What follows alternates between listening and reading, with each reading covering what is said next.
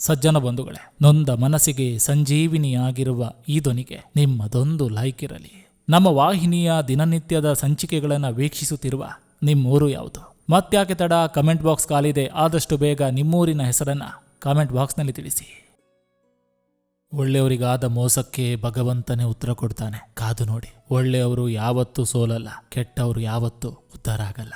ಬಹುತೇಕ ಜನರು ದೇವರನ್ನ ಕಲ್ಲಿನಲ್ಲಿಟ್ಟು ನೋಡಿದ್ರು, ಹಲವರು ಬೆಳ್ಳಿಯಲ್ಲಿಟ್ಟು ನೋಡಿದ್ರು, ಇನ್ನು ಕೆಲವರು ಚಿನ್ನದಲ್ಲಿಟ್ಟು ನೋಡಿದ್ರು. ಆದರೆ ದೇವರು ಒಲಿಯುವುದು ಮನಸ್ಸಿನಲ್ಲಿಟ್ಟು ಪೂಜಿಸಿದಾಗ ಮಾತ್ರ. ಅವಮಾನಕ್ಕೆ ಅಂಜಬೇಡ, ಅಪವಾದಕ್ಕೆ ಹೆದರಬೇಡ. ಸ್ವಾರ್ಥಯುಗ. ಸಿಗದಿದ್ರೆ ತೆಗಳ್ತಾರೆ, ಸಿಕ್ಕರೆ ಹೊಗಳ್ತಾರೆ. ಇಂಥದಕ್ಕೆ ಮನ ನೋಯಿಸ್ಕೊಳ್ಬೇಡ.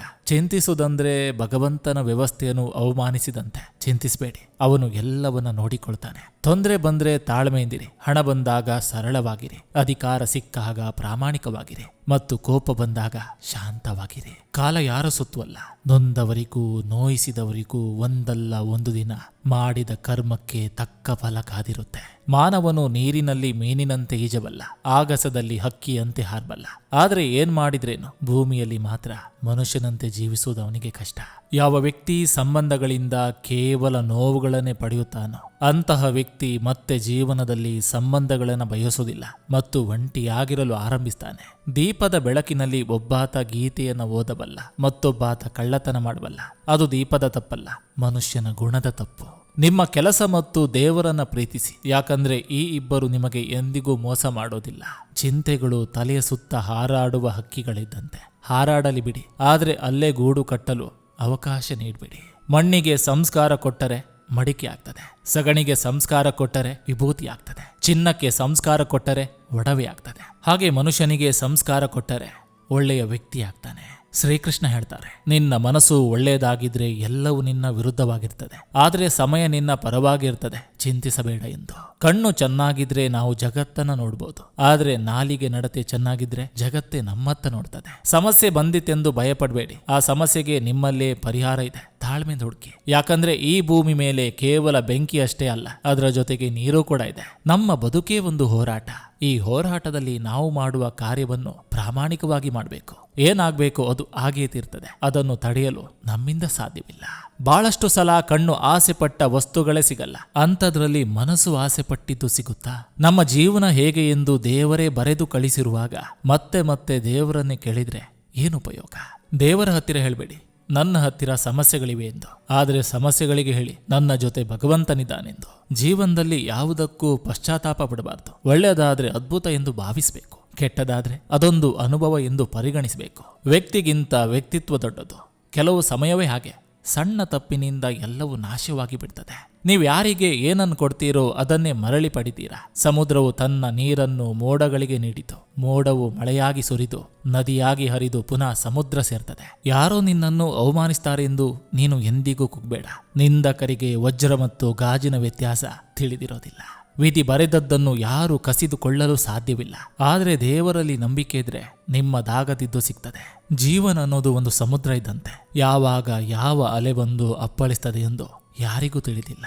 ತುಳಿದು ಬದುಕುವವರ ಮುಂದೆ ತಿಳಿದು ಬದುಕು, ಅಳೆದು ಬದುಕುವವರ ಮುಂದೆ ಬೆಳೆದು ಬದುಕು. ಬದುಕು ಬದಲಾಗಬೇಕಾದ್ರೆ ಬದುಕುವ ದಾರಿ ಬದಲಾಗಬೇಕು. ಎಲ್ಲ ಇದ್ದಾಗ ನಮ್ಮವರು ಅಂತಾರೆ, ಏನೂ ಇಲ್ಲದಿದ್ದಾಗ ನೀ ಯಾರು ಅಂತಾರೆ. ಇದೇ ಜೀವನ. ಕಳೆದು ಹೋದ ದಿನದ ಬಗ್ಗೆ ಚಿಂತೆ ಬೇಡ, ಇವತ್ತಿನ ಈ ಕ್ಷಣದ ಬಗ್ಗೆ ಚಿಂತಿಸೋಣ.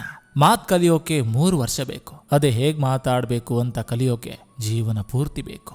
ಯಾವ ವ್ಯಕ್ತಿಯೂ ಎಂತಹ ಕಠಿಣ ಪರಿಸ್ಥಿತಿಯಲ್ಲೂ ದೇವರ ಮೇಲೆ ವಿಶ್ವಾಸ ಇಡ್ತಾನೋ, ದೇವರು ಕೂಡ ಆ ವ್ಯಕ್ತಿಯ ವಿಶ್ವಾಸವನ್ನು ಎಂತಹ ಕಠಿಣ ಪರಿಸ್ಥಿತಿಯಲ್ಲೂ ಕಳೆದುಕೊಳ್ಳಲು ಬಿಡೋದಿಲ್ಲ. ಬದುಕು ಎನ್ನುವ ಪುಸ್ತಕದಲ್ಲಿ ದೇವರು ಮೊದಲನೇ ಪುಟದಲ್ಲಿ ಜನನ, ಕೊನೆಯ ಪುಟದಲ್ಲಿ ಮರಣವನ್ನ ಬರೆದಿಡ್ತಾನೆ. ಆದರೆ ಮಧ್ಯದಲ್ಲಿ ಖಾಲಿ ಪುಟವನ್ನ ಹಾಗೇ ಬಿಟ್ಟಿರ್ತಾನೆ. ಯಾಕಂದ್ರೆ ಅಲ್ಲಿ ನೋವು ನಲಿವುಗಳನ್ನ ನಾವೇ ಬರೆದುಕೊಳ್ಬೇಕು. ಕತ್ತಲಲ್ಲಿ ನಡೆಯುವಾಗ ಬೆಳಕಿನ ಅವಶ್ಯಕತೆ ಇದೆ, ಬಿಸಿಲಲ್ಲಿ ನಡೆಯುವಾಗ ನೆರಳಿನ ಅವಶ್ಯಕತೆ ಇದೆ. ಜೀವನದ ದಾರಿಯಲ್ಲಿ ಸಾಗುವಾಗ ನಿಜವಾದ ಒಳ್ಳೆಯ ಸ್ನೇಹಿತರ ಅವಶ್ಯಕತೆ ಇದೆ. ಜೀವನ ಪೂರ್ತಿ ನಾವು ಸಂತೋಷವಾಗಿ ಇರಬೇಕು ಅಂದ್ರೆ ಹಣ, ಆಸ್ತಿ, ಅಂತಸ್ತುಗಳು ಬೇಕಾಗಿಲ್ಲ. ಅರ್ಥ ಮಾಡಿಕೊಳ್ಳುವ ಒಂದು ಒಳ್ಳೆಯ ಮನಸ್ಸಿರುವ ವ್ಯಕ್ತಿ ನಮ್ಮ ಜೊತೆಗಿದ್ರೆ ಸಾಕು. ಮನುಷ್ಯ ಎಷ್ಟು ಅಂದವಾಗಿದ್ರೇನು, ಮನುಷ್ಯತ್ವ ಇಲ್ಲದ್ಮೇಲೆ ಜನ ಮಾತಾಡ್ತಾರೆ ಅಂತ ತಲೆ ಕೆಡ್ಸ್ಕೋಬಾರ್ದು. ಜನ ಚೆನ್ನಾಗಿದ್ರು ನಮ್ಮ ಬಗ್ಗೆ ಮಾತಾಡ್ತಾರೆ, ಕೆಟ್ಟರು ಮಾತಾಡ್ತಾರೆ. ಅಂಥವರ ಮುಂದೆ ತಲೆ ಎತ್ತಿ ಬಾಳ್ಬೇಕು. ಇದೇ ಜೀವನ. ನಿರೀಕ್ಷೆ ಬಿಡು, ಎಲ್ಲರೂ ನಿನ್ನವರಲ್ಲ. ಹಿಂದೆ ನೋಡು, ಅನುಭವ ಸಿಗುತ್ತೆ. ಮುಂದೆ ನೋಡು, ಭವಿಷ್ಯ ಸಿಗುತ್ತೆ. ಸುತ್ತಲೂ ನೋಡು, ಸತ್ಯ ಅರಿವಾಗುತ್ತೆ. ನಿನ್ನೊಳಗೆ ನೀನೇ ನೋಡು, ಆತ್ಮವಿಶ್ವಾಸ ಹೆಚ್ಚಾಗುತ್ತೆ. ಹೆಜ್ಜೆಗಳು ದಾರಿ ತೋರಿಸಿದ್ರೆ ಕಷ್ಟಗಳು ಗುರಿ ತಲುಪಿಸ್ತವೆ. ಯಾರೋ ಏನು ಅಂದುಕೊಳ್ತಾರೆ ಎಂದು ಹೆದರಿ ನೀ ಬದುಕಬೇಡ.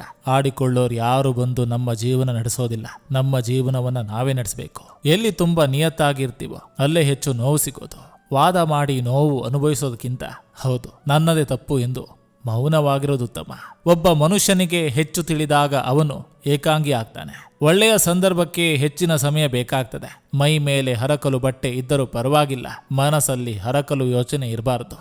ದಾರಿ ತಪ್ಪುವುದು ಸಹಜ, ಆದರೆ ತಪ್ಪಿದ ದಾರಿಯಲ್ಲಿ ಪ್ರಯಾಣ ಮುಂದುವರಿಸುವುದು ಮೂರ್ಖತನ.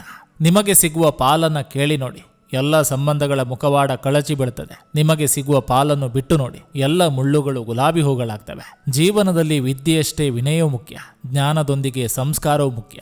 ನಾನು ನಂಬಿಕೆಯಲ್ಲಿ ಮೋಸ ಹೋಗಿರ್ಬೋದು, ಆದರೆ ಜೀವನದಲ್ಲಿ ಯಾವತ್ತೂ ಸೋಲಲ್ಲ. ನಾನು ಪರಿಸ್ಥಿತಿಗಳಿಗೆ ತಲೆ ತಗ್ಗಿಸಿರ್ಬೋದು, ಆದರೆ ಕಷ್ಟ ಬಂದಾಗ ಹೆದರಿ ಓಡಿ ಹೋಗಲ್ಲ. ನಾನು ಸಂಬಂಧಗಳನ್ನು ಉಳಿಸಿಕೊಳ್ಳದೇ ಇರಬಹುದು, ಆದರೆ ಇನ್ನೊಬ್ಬರ ಜೀವನದ ಜೊತೆ ಆಟವಾಡಲ್ಲ. ಸಂಪತ್ತಿನ ಸಾರ ಒಪ್ಪತ್ತಿಗಾದ್ರೆ ಸಂಸ್ಕಾರದ ಸಾರ ಸಾಯುವವರೆಗೆ. ಸಂಪತ್ತು ಸಂಸ್ಕಾರ ಕಲಿಸುವುದಿಲ್ಲ, ಸಂಸ್ಕಾರವೆಂದಿಗೂ ಸಂಪತ್ತಿಗೆ ಮಾರು ಹೋಗೋದಿಲ್ಲ. ಎಷ್ಟು ಜನರ ಹೃದಯಗಳನ್ನು ನಾವು ಗೆಲ್ಲಬೇಕು ಅನ್ನೋ ಆಲೋಚನೆಗಳಿಗಿಂತ ಯಾರ ಹೃದಯಕ್ಕೂ ನೋವು ಮಾಡಬಾರದು ಅಂತ ಯೋಚಿಸಿದ್ರೆ ನಮಗಿಂತ ಒಳ್ಳೆಯವರು ಯಾರೂ ಇರೋದಿಲ್ಲ. ಜೀವನದಲ್ಲಿ ಆರೋಗ್ಯವೇ ಅತೀ ದೊಡ್ಡ ಉಡುಗೊರೆ, ನೆಮ್ಮದಿಯೇ ಮಹಾ ಸಂಪತ್ತು, ನಂಬಿಕೆಯೇ ನಿಜವಾದ ಸಂಬಂಧ. ಪ್ರೀತಿ ಹೇಗಿರಬೇಕು ಅಂದ್ರೆ ಇದ್ರೆ ಕನ್ನಡಿ ತರ ಇರಬೇಕು, ಇಲ್ಲ ಅಂದ್ರೆ ನೆರಳಿನ ತರ ಇರಬೇಕು. ಯಾಕಂದ್ರೆ ಕನ್ನಡಿ ಯಾವತ್ತೂ ಸುಳ್ಳು ಹೇಳೋದಿಲ್ಲ, ನೆರಳು ಯಾವತ್ತೂ ನಮ್ಮನ್ನ ಬಿಟ್ಟು ಹೋಗೋದಿಲ್ಲ, ನಮ್ಮ ಜೊತೆನೇ ಇರುತ್ತೆ. ನೆಮ್ಮದಿ ಎಲ್ಲಿ ಸಿಗುತ್ತೆ ಗೊತ್ತಾ? ಒಂದು ಸಣ್ಣ ಮನೆ, 8 ತಾಸು ದುಡಿಮೆ, 2 ಹೊತ್ತು ಊಟ, ಗಂಡನ ಕಷ್ಟ ಸುಖದಲ್ಲಿ ಹೊಂದಿಕೊಂಡು ಹೋಗುವ ಪತ್ನಿ ಮತ್ತು ಒಳ್ಳೆಯ ಮಾತು ಕೇಳುವ ಮಕ್ಕಳು. ನೀವು ಸಮುದ್ರದಲ್ಲಿ ಎಷ್ಟು ಸಕ್ಕರೆ ಹಾಕಿದ್ರೂ ಅದು ಸಿಹಿ ಆಗೋದಿಲ್ಲ. ಅದೇ ತರ ನೀವು ಸ್ವಾರ್ಥ ಜನರನ್ನು ಎಷ್ಟು ನಿಮ್ಮವರನ್ನಾಗಿ ಮಾಡಿಕೊಳ್ಳಲು ಪ್ರಯತ್ನಿಸಿದ್ರೂ ಅವರು ಎಂದಿಗೂ ನಿಮ್ಮವರಾಗೋದಿಲ್ಲ. ಬದುಕು ಅನ್ನೋದು ನದಿಯ ಹಾಗೆ, ಕೊನೆ ಇಲ್ಲದ ಪಯಣ. ಯಾವುದು ನಮ್ಮ ಜೊತೆ ಉಳಿಯೋದಿಲ್ಲ, ಉಳಿಯೋದೊಂದೇ ಹೃದಯಕ್ಕೆ ತಟ್ಟಿದ ನೆನಪು ಮಾತ್ರ. ದಿನದ ಆರಂಭವನ್ನು ಒಂದು ಸಣ್ಣ ನಗುವಿನಿಂದ ಪ್ರಾರಂಭಿಸಿ, ದಿನವೆಲ್ಲ ಸಂತೋಷದಿಂದ ಕೂಡಿರುತ್ತೆ. ಪ್ರಪಂಚದಲ್ಲೇ ಅತಿ ಸುಂದರವಾದ ಜೋಡಿ ನಗು ಮತ್ತು ಅಳು. ಅವು ಯಾವತ್ತೂ ಭೇಟಿ ಆಗೋದೇ ಇಲ್ಲ. ಅಕಸ್ಮಾತ್ ಭೇಟಿಯಾದ್ರೆ ಆ ಕ್ಷಣ ಯಾವತ್ತೂ ಮರೆಯೋಕ್ಕಾಗಲ್ಲ. ಉಪಕಾರಕ್ಕೆ ಕೃತಜ್ಞತೆ ಎನ್ನುವುದು ಮಾನವನ ಹೃದಯದ ಆಳದಿಂದ ಬರಬೇಕೇ ಹೊರತು ಯಾರದೋ ಒತ್ತಾಯದಿಂದಲ್ಲ. ಯಾಕಂದ್ರೆ ಉಪಕಾರದ ಗುಣವನ್ನು ಎಲ್ಲರಲ್ಲೂ ಕಾಣಲು ಸಾಧ್ಯವಿಲ್ಲ. 10 ಜನರಿಗೆ ಒಳ್ಳೆಯವರಾಗಬೇಕಿಲ್ಲ, ನಮ್ಮ ಆತ್ಮಸಾಕ್ಷಿಗೆ ಒಳ್ಳೆಯವರಾದ್ರೆ ಸಾಕು. ಗೆದ್ದಾಗ ಹೊಗಳೋರ, ಬಿದ್ದಾಗ ತೆಗಳೋರ ಜನರ ಮಧ್ಯೆ ನಾವು ನಾವಾಗಿರ್ಬೇಕು. ಇನ್ನೊಬ್ಬರಿಗಾಗಿ ಬದಲಾಗದೆ ಸ್ವಾಭಿಮಾನದಿಂದ ಬದುಕಬೇಕು. ಸ್ವಾಭಿಮಾನ ಇದ್ರೇನೆ ಬೆಲೆ. ನಮ್ಮ ಮಾತು, ನಮ್ಮ ಮನಸ್ಸು ಪರಿಶುದ್ಧವಾಗಿದ್ರೆ ನಮ್ಮ ಬದುಕು ಸಹ ಪರಿಶುದ್ಧತೆಯಿಂದ ಕೂಡಿರ್ತದೆ. ಕಾಲದೊಂದಿಗೆ ಮಾಡಿಕೊಂಡ ಒಪ್ಪಂದವೇ ಬದುಕು. ನಮಗಿರುವ ವಿದ್ಯೆ, ಕಾರ್ಯಕ್ಷಮತೆ, ಪದವಿ ಅಥವಾ ಐಶ್ವರ್ಯಗಳಿಗಿಂತ ನಾವು ಅನ್ಯರೊಡನೆ ಹೇಗೆ ನಡೆದುಕೊಳ್ತೇವೆ ಎನ್ನುವುದು ನಮ್ಮ ವ್ಯಕ್ತಿತ್ವವನ್ನು ತೋರ್ತದೆ. ಪ್ರತಿಭೆ ಮತ್ತು ರೂಪ ದೇವರ ಕೊಡುಗೆ, ಕೀರ್ತಿ ಮತ್ತು ಹಣ ಮನುಷ್ಯನ ಸೃಷ್ಟಿ. ವ್ಯಕ್ತಿತ್ವ ಮತ್ತು ಅಹಂಕಾರ ನಾವೇ ರೂಪಿಸಿಕೊಂಡಿದ್ದು. ಆಲೋಚಿಸಿ ಮುಂದೆ ನಡೀರಿ. ವ್ಯಕ್ತಿಯ ಪರಿಚಯ ಆಗೋದು ಅವರ ಹೆಸರಿನಿಂದ ಆದ್ರೆ ಹೃದಯದಲ್ಲಿ ವ್ಯಕ್ತಿಯ ನೆನಪು ಉಳಿಯೋದು ಅವರ ಗುಣ ವ್ಯಕ್ತಿತ್ವದಿಂದ. ಕನ್ನಡಿ ಸ್ವಚ್ಛವಾಗಿದ್ರೆ ಪ್ರತಿಬಿಂಬ ಸುಂದರವಾಗಿ ಕಾಣ್ತದೆ. ಮನಸ್ಸು ಶುದ್ಧವಾಗಿದ್ರೆ ಜಗತ್ತೇ ಸುಂದರವಾಗಿ ಕಾಣ್ತದೆ. ಹಣವು ಎಂದೂ ಕೆಟ್ಟದಲ್ಲ, ಅದು ಎಲ್ಲರಿಗೂ ಒಂದೇ ಆಗಿರ್ತದೆ. ಆದ್ರೆ ಅದನ್ನು ಬಳಸುವ ಮನುಷ್ಯ ತನ್ನ ಅಗತ್ಯಕ್ಕೆ ಅನುಗುಣವಾಗಿ ಬಣ್ಣವನ್ನ ಬದಲಾಯಿಸ್ತಾನೆ. ಜೀವನ ಅಂದ್ರೇನೆ ಒಂದು ತರಗತಿಯ ಕೊಠಡಿದ್ದಂತೆ. ಗಂಟೆ ಗಂಟೆಗೊಂದು ಹೊಸ ಪಾಠ, ದಿನ ದಿನಕ್ಕೊಂದು ಹೊಸ ಅನುಭವ. ಸೌದೆ ಮುಗಿದ್ರೆ ಒಲೆ ಆರ್ತದೆ, ನಿಸರ್ಗ ಮುಗಿದ್ರೆ ಜಗತ್ತೇ ಆರ್ತದೆ. ಸೋತವರೊಂದಿಗೆ ಸ್ವಲ್ಪ ಸಮಯ ಕಳೆರಿ, ಅವರಲ್ಲಿ ಅನುಭವ ಇರುತ್ತೆ, ಅಹಮಲ್ಲ. ಕೋಳಿ ರುಚಿ ಕಂಡವನು ಹೋಳಿಗೆ ತಿನ್ನಲಾರ, ಹಾಗೆ ಸಾರ್ವಜನಿಕರ ಹಣದ ರುಚಿ ಕಂಡವನು ದುಡಿದು ತಿನ್ನಲಾರ.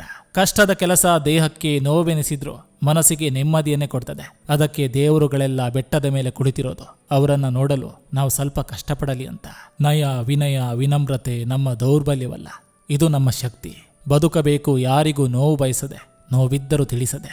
ಸಂಸ್ಕಾರ ಉಡುವ ಬಟ್ಟೆಯಲ್ಲಿಲ್ಲ, ನಡವಳಿಕೆ ಮತ್ತು ಆಡುವ ಮಾತಿನಲ್ಲಿರ್ತದೆ. ಕರ್ಮ ಹೇಳುತ್ತೆ, ಅನ್ನದ ಮುಂದೆ ಹಾಗೂ ಅಮ್ಮನ ಮುಂದೆ ಯಾವತ್ತಿಗೂ ಅಹಂಕಾರ ತೋರಿಸಬೇಡ. ಎಲ್ರಿಗೂ ನಮಸ್ಕಾರ, ನಾನು ನಿಮ್ಮ AK ಶೆಟ್ಟಿ ನಡೂರು. ನೀವಿನ್ನು ನನ್ನ ಚಾನಲ್ಗೆ ಮೊದಲ ಭೇಟಿ ಕೊಟ್ಟಿದ್ರೆ ದಯವಿಟ್ಟು ಸಬ್ಸ್ಕ್ರೈಬ್ ಮಾಡಿ, ಪಕ್ಕದಲ್ಲಿರುವಂಥ ಬೆಲ್ ಬಟನ್ ಅನ್ನು ಕ್ಲಿಕ್ ಮಾಡಿ. ಈ ಸಂಚಿಕೆ ನಿಮ್ಗೆ ಇಷ್ಟವಾಗಿದ್ರೆ ದಯವಿಟ್ಟು ಒಂದು ಲೈಕ್ ಮಾಡಿ, ಜೊತೆಗೊಂದು ಕಮೆಂಟ್ ಮಾಡಿ ಅಂತ ಹೇಳ್ತಾ ಮತ್ತೆ ಮುಂದಿನ ಸಂಚಿಕೆಯೊಂದಿಗೆ ಅತಿ ಶೀಘ್ರದಲ್ಲಿ ನಿಮ್ಮನ್ನ ಭೇಟಿ ಆಗ್ತೇನೆ. ಎಲ್ರಿಗೂ ಒಳ್ಳೆಯದಾಗಲಿ.